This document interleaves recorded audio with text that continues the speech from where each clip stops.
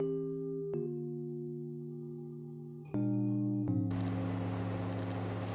right, so this is the third study regarding grounding and training. This one being the most recent, published in 2019. The other two studies, they examined the effects of grounding intra-workout and post-workout.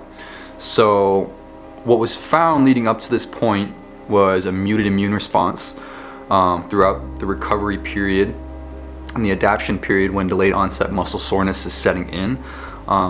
Less circulating immune cells, which signified that the body wasn't undergoing as much stress and inflammation and damage in response to training.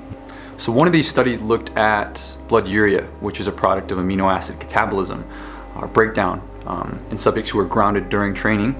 And what they found was significantly lower blood urea levels, both during and after training, which could indicate decreased breakdown of proteins in the liver. So the body isn't breaking down as much. And I'd just like to add that no other modalities speed up this recovery period in response to training. Grounding is the only practice that's been shown to accelerate this period of adaptation, either through reduced muscle breakdown or exercise-related inflammation.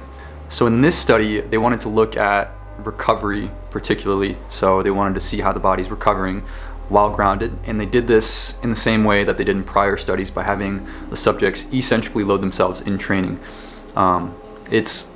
It's that eccentric portion of muscle contraction, the muscle lengthening, that's been known to cause a lot of exercise-related inflammation, trauma, and soreness. And we can already kind of infer what's going to happen based off prior research in the videos that I've done thus far.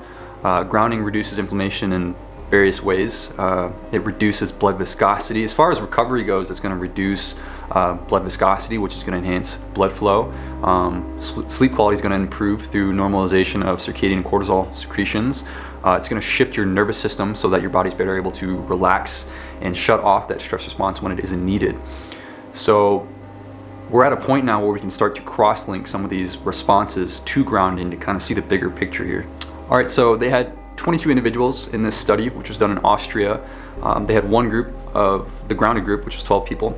They had them sleep grounded on grounding sheets for the 10 days that they were monitored throughout the recovery period, and the remaining 10 people, the control group, who were not grounded during this period.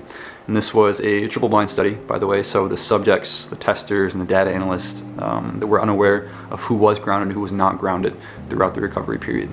They had the subjects undergo a downhill treadmill exercise. Downhill because this is going to induce a greater DOMS response in the subjects. So they had them do that for 20 minutes. Throughout the recovery and adaptation phase in response to that eccentric training, they were put through a series of tests and blood work. And they had a baseline for these tests prior to getting started. They were tested on the 1st, 2nd, 3rd, 5th, 7th, and 10th day, the last day. So they're going to undergo an eccentric training session, which is going to result in the muscles being stretched. It's going to create mechanical damage to sarcomeres. Damaged muscle cells will undergo necrosis. Immune cells like macrophages and mast cells are going to sweep in and get rid of these. It's going to release cytokines and chemokines. It's going to create inflammation in reactive species or free radicals, which are going to flood into those damaged areas. At this point, you should recognize free radicals or reactive species. If you've seen my other videos, I'm not going to go in depth with them here, but grounding is best for these. So what kind of tests did they do? The first one was similar to the prior studies, which was perception of pain, creatine kinase levels, which is a common marker of muscle damage, maximum voluntary isometric contraction, counter movement jump, and drop jump performances. Also, within this study, they did another study simultaneously on only 4 of the subjects for more detailed blood work. I'm not sure why they only did it on 4. Budget maybe, or I don't know. But it's definitely nice to have that data, so I'll summarize some of that as we get closer to the end of this video. So what did they find? They found that in jump performances, both groups did experience a reduction in performance compared to their baseline data, so no surprises there. But the grounded group did experience less of a performance detriment than the ungrounded group. So as far as creatine kinase levels go, that common marker and muscle protein that's used to assess muscle breakdown, there was a larger increase in creatine kinase levels in the ungrounded group. In the grounded group, none of the individuals experienced an increase of more than 20% in creatine kinase levels. Some of them had no change at all. So in the grounded group, there was less of a performance detriment in response to that eccentric training load, and a smaller increase in creatine kinase levels. As far as the 4 individuals that were taken aside for more in-depth blood work, sleeping grounded resulted in the erythrocytes, or red blood cells, maintaining a constant hemoconcentration. So the amount of red blood cells, they weren't hyper-concentrated or hypo-concentrated. This was measured by the amount of red blood cells as well as hemoglobin values. It also reduced damage-associated inflammatory molecules like interferon gamma-induced protein, macrophage inflammatory proteins, and the cell adhesion molecule SP-selectin. So a little more at the molecular level. When the muscles are healing and getting stronger during that recovery phase, it's going to recruit immune cells like T cells and macrophages. And the chemokines like macrophage inflammatory proteins 1-alpha and 1-beta, which are produced by macrophages and recruit more immune cells, those increase in the ungrounded group, whereas in the grounded group, the levels of these chemokines decrease, which could indicate less inflammation and less attraction of macrophages.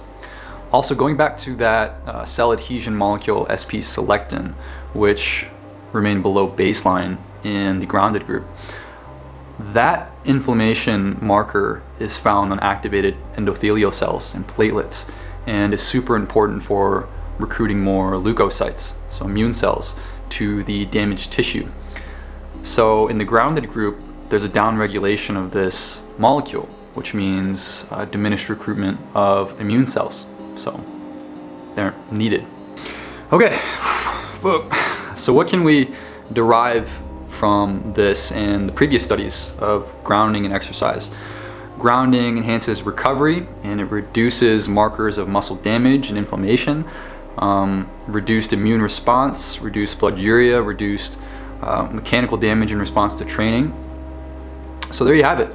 And my whole theory with all of this regarding grounding and training and recovery is that muscle damage and DOMS is highly exaggerated in people who are chronically electrically insulated from the earth, and that training and being active and recovering while grounded is natural to the body and it's less taxing to the body. Alright, so that's all I've got for this video. Hope you guys liked it. Thank you for watching and thank you for supporting.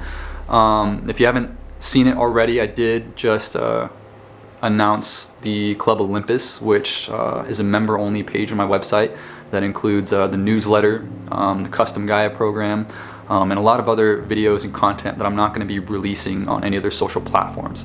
So if you haven't seen that already, go check it out. I think that's it. So until next time, see you guys.